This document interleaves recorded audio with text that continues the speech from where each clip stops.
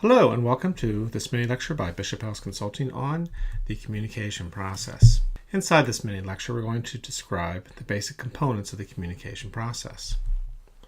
So let's look at the basic process. We have a sender who is sending information both verbally and non-verbally to a receiver.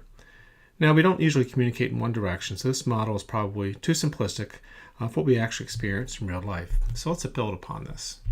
In reality, we have two-way communication, where we have a sender sending a message to a receiver, who is then sending feedback back to the sender. So it becomes a cycle of communication. The feedback is important because it tells the sender if the original message was received correctly. For instance, if I say hello to someone and they provide no feedback, it tells me that perhaps they didn't hear me and I should repeat myself, and the process starts all over again. Again, that's a pretty simple example, but one that's easy to follow. As we all know, the communication process is very dynamic with lots of potential for miscommunication. So what gets in the way? Distortion is an interference of two areas of things that get in the way. So in distortion, you have things that change or alter the interpretation of the sender's message, causing the receiver to interpret it differently.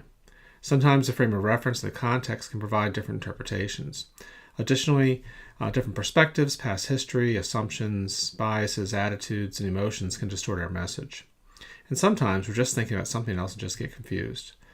One improvement we all can make in how we communicate is to recognize that others come into the conversation with a different perspective or frame of reference than we have.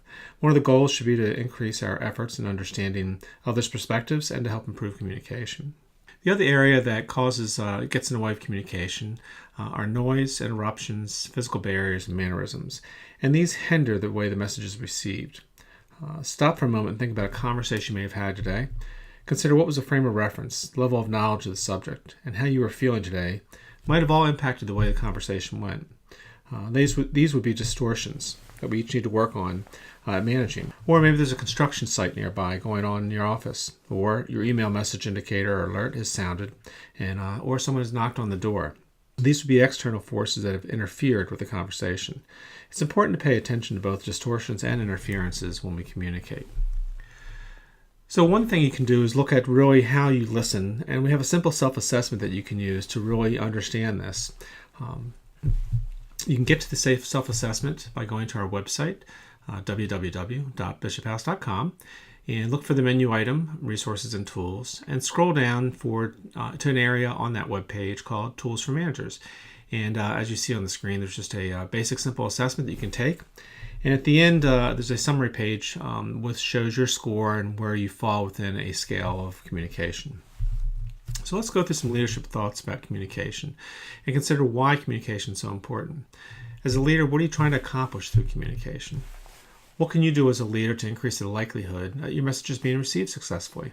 And finally, whose responsibility is it for you to have effective communication, the sender or receiver? We thank you for listening to this mini lecture by Bishop House Consulting and look forward to you leading well within your organization. Take care.